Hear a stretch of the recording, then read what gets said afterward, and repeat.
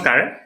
এটি big breaking news দিবৰ কাৰণে বিচাৰিছোঁ অৰ্থাৎ এলপি আৰু এমই স্কুলৰ শিক্ষক নিযুক্তিৰ ক্ষেত্ৰত বৃহৎ পৰিৱৰ্তন কৰা হৈছে ইতিমধ্যে আপোনালোকে জানে হাই স্কুল আৰু হায়াৰ সেকেন্ডাৰীৰ ক্ষেত্ৰত ইতিমধ্যে এটি ৰিক্ৰুটমেণ্ট টেষ্ট অনুষ্ঠিত হ'ব সেই কথাটো জনোৱা হৈছিল কিন্তু এলপি আৰু এমইৰ ক্ষেত্ৰত যেহেতু টেট বাধ্যতামূলক তাৰ কাৰণে কেনেকুৱা ধৰণে এই ক্যান্ডিডেট সকলক নিযুক্তি দিয়া হ'ব অৰ্থাৎ টেটৰ পাছ কৰা ক্যান্ডিডেট সকলক নিযুক্তি দিয়া হ'ব এলপি আৰু এমই স্কুলৰ শিক্ষক সকলক নিযুক্তি দিয়া হ'ব তাক লৈ কিন্তু সঠিক সিদ্ধান্ত এতিয়ালৈকে অহা নাছিলে আৰু আজি কেবিনেটে ইয়াক লৈ এটি বৃহৎ সিদ্ধান্ত মানে লৈছে আৰু সেই কথাটো আপোনালোকক জনাবৰ কাৰণে চেষ্টা কৰিম এনেকুৱা বহুত ধৰ কমপ্লেইন আছিলে বা অভিযোগ আছিলে যে কি বহুত পাৰ্সেন্ট পায় পোৱাৰ কাৰণে কি হয় কিছুমান যোগ্য পাবলগীয়া ক্যান্ডিডেটে চাকৰি নাপায় কিন্তু এতিয়াৰ পৰা তেনেকুৱা ধৰণৰ নহব এতিয়াৰ পৰা কেনেকুৱা হ'ব যে তেনেকুৱা ধৰণে কলেজত এপইন্টমেন্ট দিয়া হয় ঠিক তেনেকুৱা পদ্ধতি এটি জৰিয়তে এপইন্টমেন্ট দিয়া হ'ব পদ্ধতিটো কি এতিয়াৰ পৰা নিযুক্তি পাবলৈ হলে হায়াৰ সেকেন্ডাৰীৰ পৰা 5% নম্বৰ আহিব গ্ৰেজুৱেচনৰ পৰা 10% নম্বৰ আহিব ডিএলএডৰ পৰা 5% নম্বৰ আহিব অৰ্থাৎ কিমান হল 20% হল আৰু টেটৰ পৰা 80% নম্বৰ আহিব টোটাল 100% অৰ্থাৎ এমই স্কুলৰ শিক্ষক এজন হ'ব লাগিলে আপোনাৰ গ্ৰেজুৱেচনৰ পৰা 10% এই ডিএলএডৰ পৰা 5% হায়াৰ সেকেন্ডাৰীৰ পৰা 5% 20% আৰু ইফালে আমাৰ এই ডিএল টেটৰ পৰা 80% 100% হয় এপইন্টমেন্ট হ'ব ঠিক হেদৰে এলপিৰ ক্ষেত্ৰটো ঠিক এই পদ্ধতিৰ জৰিয়তে হ'ব এলপিৰ ক্ষেত্ৰত যেহেতু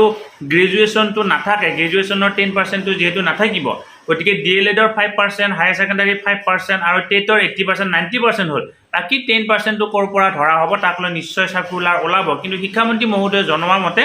এলপি আৰু এমই স্কুলত এতিয়াৰ পৰা কোনো ধৰণৰ ৰিক্ৰুটমেন্ট টেষ্ট নহয় এই মানুহৰ মাজত চৰ্চা হৈ আছিল ৰিক্ৰুটমেন্ট টেষ্ট হ'ব নেকি ৰিক্ৰুটমেন্ট টেষ্ট নহয় কিন্তু তাৰ পৰিৱৰ্তে কি হ'ব এই পদ্ধতিৰ জৰিয়তে এই মানে কি কৰা হ'ব শিক্ষকসকলক নিযুক্তি দিয়া হ'ব গতিকে এইটো এটা ভাল খবৰ বুলিয়ে ক'ব লাগিব আমি যদি টেটত ভাল ৰিজাল্ট দেখুৱাব পাৰিছো তেতিয়া হলে আমাৰ চাকৰি পোৱাৰ সম্ভাৱনা বেছি টেটত যদি ভাল ৰিজাল্ট দেখুৱাব পৰা নাই তেতিয়া হলে আমাৰ চাকৰি পোৱাৰ সম্ভাৱনাটো কম এনেকুৱা ধৰণৰ কথা ওলাই আছিল ডিএলএডত বহুত নম্বৰ পায় পোৱাৰ কাৰণে কিছুমান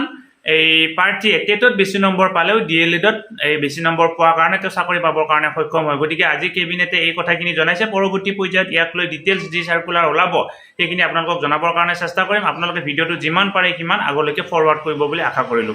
ধন্যবাদ শিক্ষক শিক্ষয়িত্ৰী নিযুক্তিৰ ক্ষেত্ৰত শিক্ষাগত অৰ্হতা আৰু বিএডৰ মাৰ্কছৰ যিটো ভ্যালু তাক আমি 5 আৰু 10% সীমাবদ্ধ কৰি 85% ভ্যালু আমি টেটৰ মাৰ্কশ্বিটৰ ওপৰত আমি দিব খুজিছো যিয়ে অসমত টেট উত্তীৰ্ণ হৈ থকা আৰু আৰ্থিক দুৰৱস্থাৰ বাবে বাহিৰত গৈ পঢ়ি নম্বৰ লৈ আহিব পৰা নাই তেনেকুৱা ছাত্ৰ ছাত্ৰীসকলক সহায় কৰিব আৰু টেটত লাভ কৰা মাৰ্কছে মুখ্যতঃ এতিয়া প্ৰাথমিক শিক্ষাৰ বাবে প্ৰয়োজনীয় মাৰ্কছ হৈ পৰিব যদিও হায়াৰ সেকেন্ডাৰী ডিগ্ৰীৰ এটা মাৰ্কছ এই ক্ষেত্ৰত আহিব কিন্তু মুখ্যতঃ টেটৰ মাৰ্কশ্বিটখনে শিক্ষক নিযুক্তিৰ মুখ্য